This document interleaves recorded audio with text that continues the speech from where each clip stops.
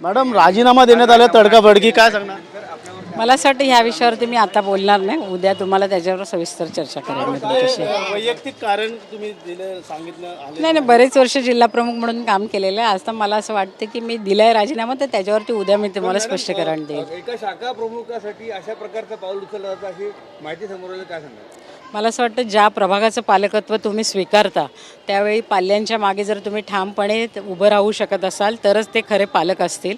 आणि माझी भूमिका मी स्पष्ट केलेली आहे आणि ज्यावेळी मला त्या गोष्टीवर चर्चा करायची असेल त्यावेळी मग बोलेल त्या विषयावरती. निवडणुका जवळ आलेल्या आहेत आणि त्यातच तुमचा राजीनामा, त्यामुळे पक्षाला मोठा फटका बसू शकतो. पाहिलं तर स्थानिकच नगरसेवक हवा अशी जी मागणी शाखा प्रमुखांनी केलेली आहे, ती मागणी कुठं अयोग्य का योग्य?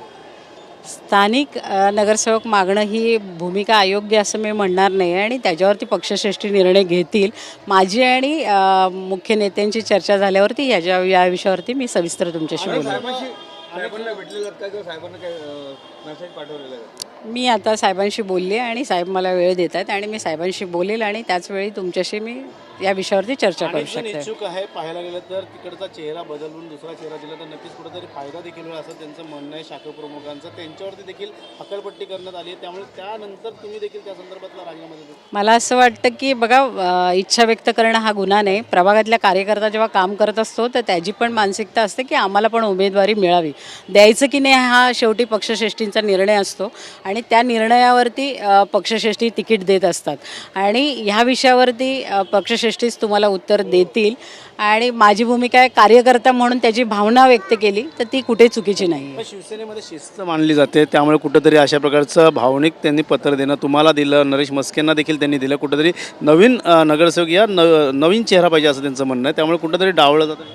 नाही, असं नाही. मला असं वाटतं की मी तुम्हाला जसं सांगितलं की कार्यकर्त्याची प्रत्येकाची भावना आहे की त्याने इलेक्शन लढवली पाहिजे. कारण 2022ला बॉडी डिझॉल्व्ह झाल्यानंतर प्रत्येक कार्यकर्त्यांनी आपापल्या प्रभागात काम केलेलं आहे. कोविडचा काळ असेल, सगळ्यांनी बघितलेला आहे आणि म्हणून प्रत्येकाची इच्छा असते की आम्हाला पण नव्यांना संधी द्यावी म्हणून.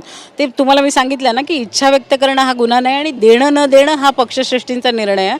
ते ज्यावेळी त्याच्यावरती निर्णय घेतील त्यावेळी कार्यकर्ता म्हणून त्या कामात सहभाग घेणं हा आमचा सगळ्यांचा काम आहे. पण त्याच्यावरती आता मी काय रिएक्शन देणार नाही. उद्या मी पक्षश्रेष्ठींशी बोलल्यावरती तुम्हाला उत्तर देईन. शिवसेना म्हटलं तर पाहिलं तर 80% जे समाजकारण 20% राजकारण करते, कुठंतरी या ठिकाणी राजकारण पुन्हा आता वाढलं.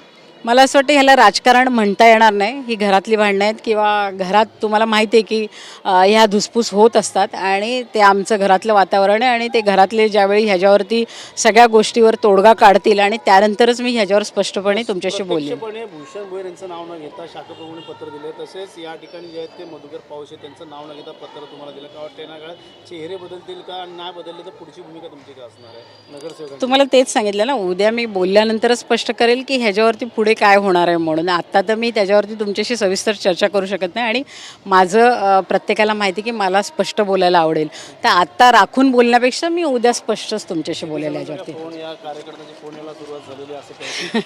बघू आता पुढे काय होते. नाही, मी नाराज, माझ्या चेहऱ्यावरती तुम्हाला नाराजी दिसते का? मी पक्षाची कार्यकर्ता आहे. बघा, पद गेलं किंवा जिल्हा प्रमुख पद काढलं म्हणून मीनाक्षी शिंदे संपत नाही. मीनाक्षी शिंदे आहे तिथेच राहणार आहे. पण ठीक आहे, मला वाटलं माझ्या कार्यकर्त्याच्या मागे ठामपणे भूमिका मांडणं पालक म्हणून ती मी मांडलेली आहे. आता पुढे वरिष्ठ ठरवतील काय करायचं ते. जिम्मेदारी मोठी असणार आहे. पाहिलं गेलं तर अनेक मोठ्या नगरसेवकांना, इच्छुक नगरसेवकांना काय वाटतं खंदे समर्थक शिंदेच्या सेनेचे मोठ्या प्रमाणात वाढत चाललेले आहेत. ते आता मी त्याच्यावर काय बोलणार नाही. मी उद्याच तुम्हाला त्याच्यावरती उत्तर देऊ शकते. नाराजी नाही. काय वाटतं येणार बदल झाला पाहिजे, कुठंतरी बदल झाला पाहिजे का? कार्यकर्त्यांची भावना आहे. तुम्हाला सांगितले की हे वरिष्ठांनी आता ठरवलं पाहिजे की वर्षानुवर्ष म्हणजे आता स्थानिकांची मागणी होते तर त्याच्यावरती आता निर्णय वरिष्ठ घेणार आहेत आणि त्याच्यावरती मी तुम्हाला जसं सांगितलं की मी उद्याच बोलेल तर मी उद्या बोलेल. मी ठरवलेलं, अजून मी फॉर्म पण नाही आणलेलं. तुम्ही माझं नाव पण बघितलं नसेल अजून, ते बघेल आता मी काय करायचं ते. महिला आरक्षण दिलं, कुठेतरी महिलांचं ऐकलं जाईल का पक्षामध्ये? पक्षामध्ये महिलांचं ऐकलं जातं, ह्याचं उत्तम उदाहरण मी आहे आणि त्याच्यामुळे मला असं वाटतं एवढं वर्ष मी राजकारणात सक्रिय सहभाग माझा दिसतोय. ते ऐकतायत म्हणूनच सक्रिय सहभाग माझा आहे तिथे. महापौर कसा असणार आहे ते आता मी तुम्हाला तेच सांगितलं ना, आता मी तुम्हाला काय सांगू शकत नाही. आता पुढे बघू काय होईल ते. नाही, मी अजून कोणाचे फोन बघितलेले नाही. मी अजून कोणाचा काय फोन बघितला नाही कारण माझे कार्यक्रमच चालू आहे आणि कार्यक्रमात व्यस्त असल्यामुळे मी अजून फोन हातातच घेतलेला नाही. फोन घेतल्यावर मला कळेल की कोणी कोणी मला फोन केले म्हणून. चालेल, चलो, थँक्यू. नक्कीच हे होते मीनाक्षी शिंदे माजी महापौर. त्यांनी सांगितलं उद्याच मी ते काय जे ते सर्व ठरवणार. मात्र जे राजीनामाचं पत्र त्यांनी दिलं त्याच्यानंतर एक चर्चा जे ते मनोरमा नगर प्रभाग क्रमांक 3 मध्ये होताना आपल्याला पाहायला मिळत आहे. मात्र सध्या तरी पाहिलं प्रभाग क्रमांक 3 मध्ये जे माजी नगरसेवक आहेत ते मधुकर पावशे आणि माजी नगरसेवक भूषण भोईर यांच्या विरोधात जे आहे ते आता मोहीम उघडलेली आहे. त्यांना स्थानिक जे आहेत ते नगरसेवकच पाहिजे असं म्हणणं आहे.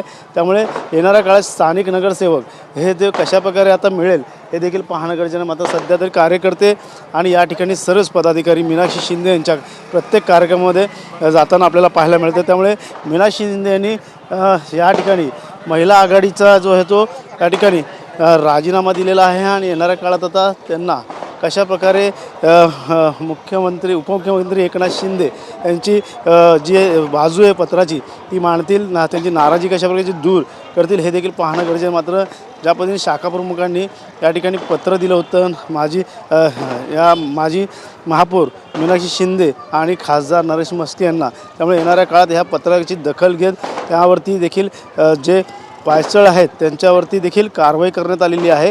पक्षाने त्यांना हकलपट्टी केली. त्याच्यानंतर मीनाक्षी शिंदे यांनी समर्थक देत त्यांच्यासोबत त्यांची स्वतःची या ठिकाणी पाहायला गेलं तर स्वतःच्या पदाचा देखील राजीनामा दिला. त्यामुळे येणाऱ्या काळात आता मीनाक्षी शिंदे सोबत आता कार्यकर्ते कशाप्रकारे या ठिकाणी एकजूट असणार आहे. येणाऱ्या काळात कशाप्रकारे मनोरमा नगरमध्ये बदल असणार हे देखील पाहणं गरजेचं असणार आहे. त्यामुळे शाखाप्रमुख पाहिलं तर मोठी ताकद असते आणि शाखाप्रमुखाच्या पत्राला घेऊन या ठिकाणी आता मीनाक्षी शिंदेने पुढचं पाऊल उचललेलं आहे. त्यामुळे येणाऱ्या काळात आता मीनाक्षी शिंदे कशा प्रकारचं जे ते ह्या ठिकाणचं मत उद्या मांडतात हे देखील पाहणं गरजेचं आहे. मात्र बदल हवा असं मनोरमा नगरमधल्या लोकांचं म्हणणं आहे, शाखाप्रमुखाचं म्हणणं आहे.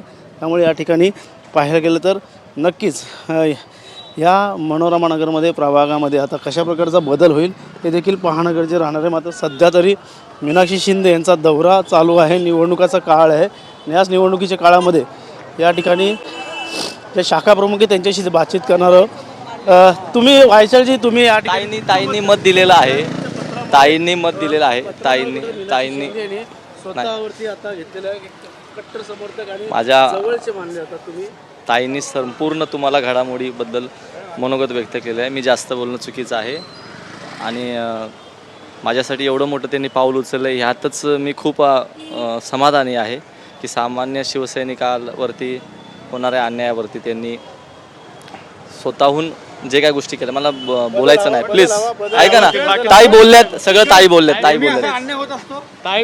बोलल्यात नक्कीच हे विक्रांत वायचाळ होते आणि यांनी प्रकट मत मांडलेलं आहे. त्यामुळे येणाऱ्या काळात आता पाहायला गेलं तर या मनोरमा प्रभाग 3 मध्ये कोण कशा प्रकारचा स्थानिक नगरसेवक असणार हेच देखील पाहणं राहणार. मात्र येणाऱ्या काळात आता निवडणुकीमध्ये रुसवे फुगवे आपल्याला पाहायला मिळणार आहे. त्यामुळे काहींची आता या मनोरमा नगरमध्ये शाखाप्रमुखाची हकलपट्टी करण्यात आली. तर या संदर्भातलं पाऊल स्वतः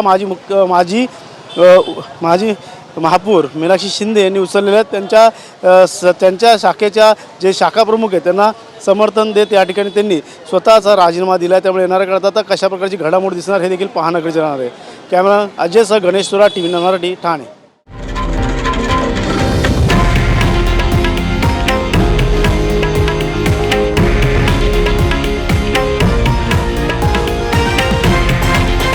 हे आहे देशातील नंबर 1 न्यूज नेटवर्क आणि आपण पाहत आहात TV9 मराठी, एकमेव.